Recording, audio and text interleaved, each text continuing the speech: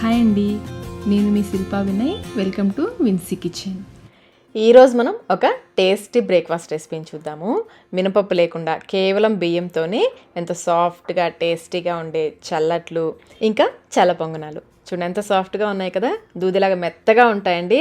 మనం ఇందులో వంట సోడా లాంటివి కూడా ఏమీ వేయము, అయినా కానీ చాలా సాఫ్ట్గా ఉంటాయి. దీంతో పాటుగా ఒక టేస్టీ చట్నీ రెసిపీని కూడా చూద్దాము. ముందుగా గిన్నెలోకి 1 కప్పు బియ్యం వేసుకోవాలి. ఇక్కడ నేను సింగిల్ పాలిష్ రైస్ వేస్తున్నానండి, మీరు ఏ బియ్యమైనా వేసుకోవచ్చు. అదే కప్పుతో అరకప్పు అటుకులు కూడా వేసుకుని 1-2 సార్లు శుభ్రంగా కడగాలి. బియ్యం కడిగిన తర్వాత నీళ్ళు వంపేసుకుని 1 కప్పు పెరుగు వేసుకోవాలి. మనం బియ్యం ఎంత తీసుకుంటామో పెరుగు కూడా అంతే తీసుకోవాలి. అలాగే 1 టీ స్పూన్ మెంతులు కూడా వేసి అంతా ఒకసారి బాగా కలిసేలాగా కలుపుకోవాలి.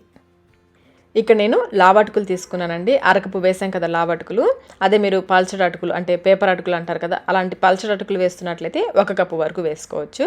ఈ విధంగా బాగా కలిపేసుకుని మూత పెట్టేసి ఒక 6 గంటల పాటు బియ్యాన్ని బాగా ఈ పెరుగులో నాననివ్వాలి.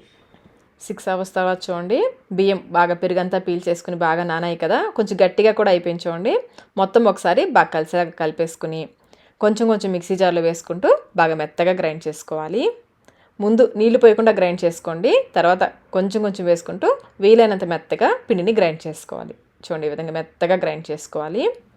గ్రైండ్ చేసుకున్న పిండి అంతటిని కూడా ఒక గిన్నెలోకి వేసేసుకుని స్పూన్తో ఒక 2 నిమిషాల పాటు బాగా కలుపుకోవాలి. పిండిని మరీ గట్టిగా గ్రైండ్ చేసుకోవద్దు, అలానే మరీ పల్చగా గ్రైండ్ చేసుకోవద్దు. ఇలా కలిపేసుకుని మూత పెట్టేసి 8 నుంచి 10 గంటల పాటు పిండిని పులియనివ్వాలి.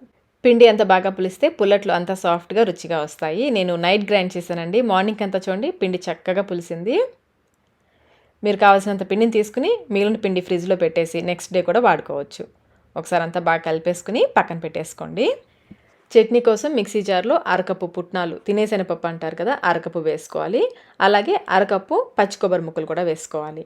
కారానికి తగ్గట్టుగా ఎండుమిర్చి, ఇక నేనైతే 6 ఎండుమిర్చి వేస్తున్నాను, తుంపేసి వేసుకోండి. అలాగే చిన్న ముక్క అల్లం ముక్క, చాలా చిన్న ముక్క వేసుకోవాలి.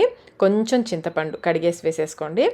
కొన్ని పుదీనాకులు కొంచెం వేసుకొని మరీ ఎక్కువ వేసుకోవద్దు. అలాగే రుచికి సరిపడినంత సాల్ట్ కూడా వేసేసి ముందు నీళ్లు పోయకుండా గ్రైండ్ చేసుకోండి. కొంచెం నలిగిన తర్వాత కొంచెం కొంచెం నీళ్లు పోసుకుంటూ గ్రైండ్ చేసుకోవాలి.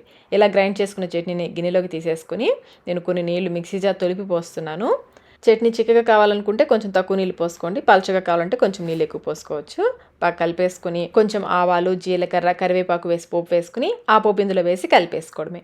అంతేనండి, ఎంతో టేస్టీ చట్నీ కూడా రెడీ అయిపోయింది. అన్ని రకాల టిఫిన్స్లోకి చాలా బాగుంటుంది. చట్నీ రెడీ అయిపోయింది కదా, ఇప్పుడు పిండిలోకి రుచికి సరిపడినంత ఉప్పు, అలాగే సన్నగా తరిగిన ఒక పెద్ద ఉల్లిపాయ అంతా కూడా సన్నగా తరిగి వేసుకోండి. ఉల్లిపాయలు కొంచెం ఎక్కువ వేసుకుంటేనే బాగుంటుంది. అలాగే 2 పచ్చిమిర్చిని కూడా బాగా సన్నగా తరిగి వేసేసుకోవాలి. సన్నగా తరిగిన కరివేపాకు, సన్నగా తరిగిన కొత్తిమీర, ఇంకా మీరు కావాలంటే క్యారెట్ తురుము కూడా వేసుకోవచ్చు. నేనైతే ఒక 2 టేబుల్ స్పూన్ల పెసరపప్పుని నానపెట్టి వేస్తున్నాను, ఒక అరగంట పాటు నానపెట్టి వేస్తున్నాను. మీరు పెసరపప్పు వద్దనుకుంటే స్కిప్ చేసేయచ్చు, వేస్తే కనుక చాలా బాగుంటుంది.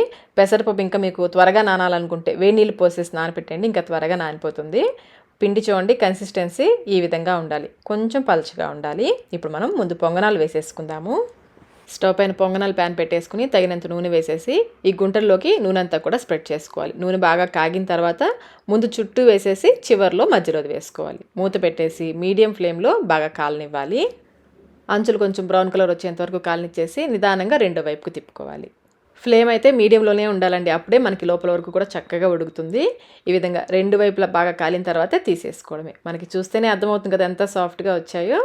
మిగిలిన పొంగనాలన్నీ ప్లేట్లోకి తీసుకుని మీరు కావాలంటే మళ్ళీ పొంగనాలైనా వేసుకోవచ్చు, లేదంటే అట్టులాగా కూడా వేసుకోవచ్చు. ప్యాన్లో కొంచెం నూనె వేసి స్ప్రెడ్ చేసేసి బాగా కాలిన తర్వాత ఒక గరిటెడు పిండిని వేయండి. మధ్యలో కొంచెం లావుగా లేకుండా పిండిని కొంచెం స్ప్రెడ్ చేసుకోండి. మరీ పల్చగా చేసుకోవద్దు, అలానే మరీ లావుగా వేసుకోవద్దు. మూత పెట్టేసి మీడియం ఫ్లేమ్లో అంచులు బాగా గోల్డెన్ బ్రౌన్ కలర్ వచ్చేంత వరకు కాలనివ్వాలి. ఒకవైపు కాలిన తర్వాత నిదానంగా రెండో వైపు తీసుకుని ఇటువైపు కూడా కొంచెం సేపు కాలనివ్వాలి. ఈ విధంగా 2 వైపులా కాలనిచ్చేసి తీసేసుకోవడమే. మనం పెరుగు వేసాం కదండి, అట్లు చాలా సాఫ్ట్గా వస్తాయి. మినపప్పు లేకపోయినా కానీ చాలా సాఫ్ట్గా వస్తాయి. పెరుగుకు బదులుగా మీరు వెన్న చిలికిన మజ్జిగ ఉంటాయి కదా, ఆ మజ్జిగతో కూడా ఈ పుల్లట్లు వేసుకోవచ్చు. వేడి పొంగనాలు, పుల్లట్లు రెడీగా ఉన్నాయండి తినడానికి. చాలా సాఫ్ట్గా, చాలా రుచిగా ఉంటాయి. చూడండి ఎంత సాఫ్ట్గా ఉన్నాయో. మనం వంట సోడా ఇవేమీ వేయలేదు కదా, అయినా కానీ చాలా సాఫ్ట్గా వస్తాయి. చట్నీ కూడా చాలా బాగుంటుందండి. మీరు కూడా ఒకసారి ఈ పుల్లట్లని తప్పకుండా ట్రై చేయండి.